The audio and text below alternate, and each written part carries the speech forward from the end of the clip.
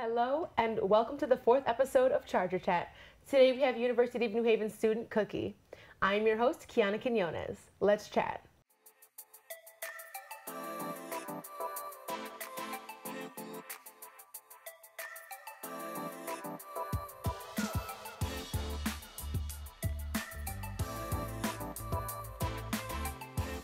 Hello Chargers, welcome back to Charger Chat, the place for campus news and student opinions.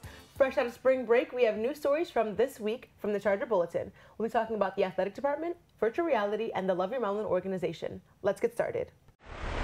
Recently, there has been backfire surrounding other universities about the allocation of money used in the athletics department. Schools with Division I teams are being scrutinized for using the money for unlawful purposes. Since this exposure, sports writer Chris DiGeronimo has taken a look at how the University of New Haven spends their money from sports programs. Here are the facts. In the 2016-2017 year, nearly $7 million was spent by the university. The $7 million was originally generated as revenue from all sports on campus. The University of New Haven has ranked second in athletics for profits, even though we are a Division II school. Nationwide, college athletics has generated over $1 billion in revenue from March Madness alone. At the University of New Haven, more money has been allocated recruiting male athletes than female athletes, causing a stir with soccer player Kelly Quigley, saying, quote, "All athletes should be given the resources to succeed in their sports, not just one or two programs, and this is where I feel, as a former athlete, we struggle getting equal treatment," end quote. For our first topic question, we have Khalid Crowder, staff writer at the Charger Bulletin, to discuss this with us. So, what are some ways that the athletics departments can better allocate their money? Well, first, I believe that they should use the money equally when giving scholarships to different students, because I have a lot of friends and a lot of associates who are on maybe the track team or a soccer team or a football team, and they're all not getting scholarships. That's number one. Number two, I believe in terms of programs, when they have to go to other states, maybe go down to Florida for competitions, they end up having to raise the money. Why can't we use the money towards that? And number three, I believe another issue is that the inequality when it comes to gender, how male athletes are getting more money allocated towards their teams than females, because the volleyball team is doing very well, and we are a Division II school, so no disrespect, but we're not a UConn, whereas in the people who are the college athletes, the football players, the soccer players, or the basketball players, they're not, 9 times out of 10, they're not going into the NBA, they're not going into the NFL. So I think those are definitely some reasons why they should reevaluate where the money is going to be spent in the near future. Cookie?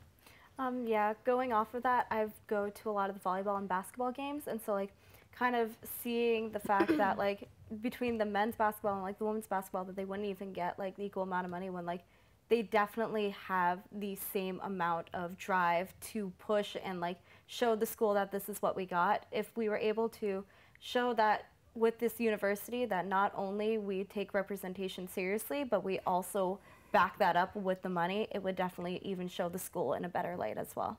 It's still astounding to see the revenue the school gets each year, but hopefully there is more equal allocation to come with this school year. Either way, the University of New Haven proudly supports our sports teams and all of their athletes. Up next, we'll look at virtual reality and its use for global communication. On March 23rd, the University of New Haven held a virtual reality symposium called Seeing is Believing, Augmented and Virtual Reality Symposium. The symposium was used to showcase the future of VR and AR and its potential to create real human interaction. Many presentations revolved around cultural interactions and communicating with people of different backgrounds. Here's what else happened that day. Symposium speakers focused on how VR can help in job and athletic training, as well as gaining exposure to people from other countries and cultures. Attendees were able to try the augmented and virtual reality headsets, seeing for themselves the new modules. Keynote speaker Michael Cassell spoke of VR in video games, saying that, quote, "Associating VR with gaming would make it admissible, but it is important that people know the applications of VR that can help improve real life," end quote. So what are some potential consequences of embracing VR, and what does that mean for bringing people closer to each other from around the world? So one of the things that VR does cause as complication is, unlike augmented reality, which it's just changing only one particular aspect of reality. Virtual reality is immersing yourself in a completely different world. So like kind of the reason why a lot of people associate video gaming with virtual reality is because when you're playing a video game, you have a character in this world. It's not necessarily you. So one of the drawbacks of that is kind of the disassociation between people themselves and like realizing that though they're having a headset, that's not actually them there. So kind of bringing back to the whole entire thing, though you may be able to communicate with someone across the world and like have the language barrier disappear, those things, you run the other complications of the people who are right next to you. Do you actually still interact with them anymore? Definitely. Yeah, I was able to try virtual reality once with my friend's Samsung phone, and it's very immersive and it's really cool, but I know I was in there for maybe like 10 or 20 minutes, and when I took the headset off, I was just so confused. Like I didn't realize that I was back, you know, in the living room and everybody was sitting around me like, how was it? I was like, I need a moment. So I definitely understand how like getting lost in that world can be dangerous. But I do like the ideas of augmented or virtual reality as far as athletic or job training. I had heard once that they were trying to use it for training doctors. Because, because, you know, if you can't get that hands-on experience, or if, you know, you're still getting used to it, having the ability to kind of go in there and mess up and learn is very useful.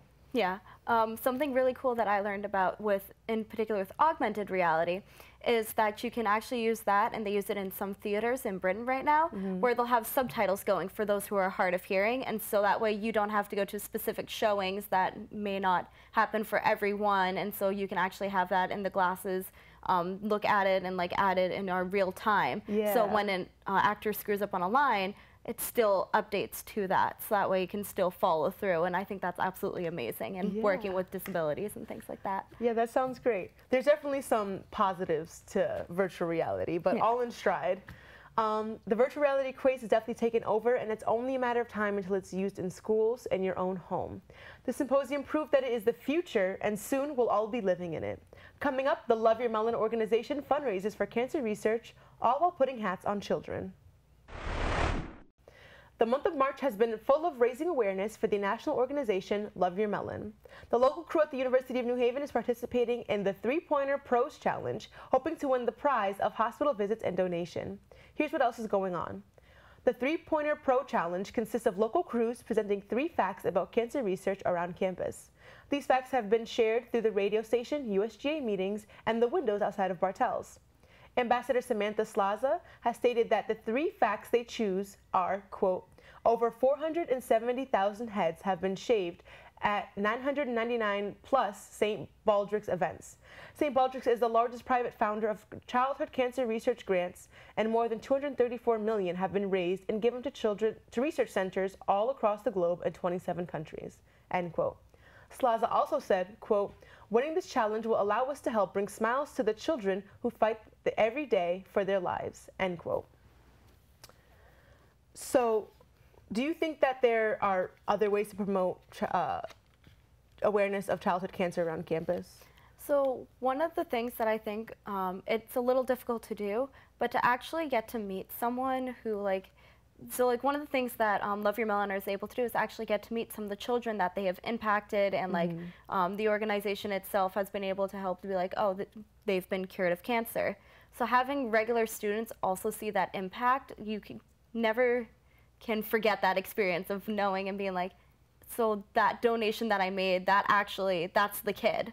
And so like you see those videos, like when Up Till Dawn does their things, you see those videos and things, but like having that interaction, or one of the things that I personally love is a lot of cosplayers will go into hospitals and pretend to be like Jack Sparrow or one of those. Wow, yeah. And like the kids just light up. So being able to give those opportunities of potentially working through the paperwork, obviously, but having that chance of being like, here's the kid that you've been able to impact. So now you get to see them and you get to have that connection. Yeah, I 100% agree, because at the end of the day, it's about the kids. Yeah. And if you get to see the kids that, you know, you're affecting directly, and you get to, you know, see what your money is going toward, it's really gonna make it more it's going to make people want to contribute. And that's like one thing that St. Jude's kind of does is when they have like the testimonies and they do the videos of, they follow families around and hear their story. It really hits people directly. So I think that Love Your Melon would really benefit from showing students, you know, here are the kids whose lives you were changing.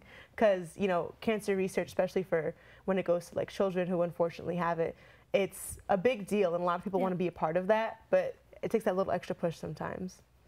Yeah. We certainly support the Love Your Melon crew and their endeavor to beat the 3-Pointer Pro Challenge. To learn more about Love Your Melon or purchase one of their signature hats, please visit www.loveyourmelon.com. Remember, every hat purchased is another hat given to a child with cancer. That is all we have for this week's episode of Charger Chat. Thank you so much for joining me today, Cookie. It's always great to hear from students. And there's only a few more episodes left for this year, so be on the lookout for our next one coming in April. As always, I am your hostess with the mostest, Kiana Quinones. Stay chatty, Chargers.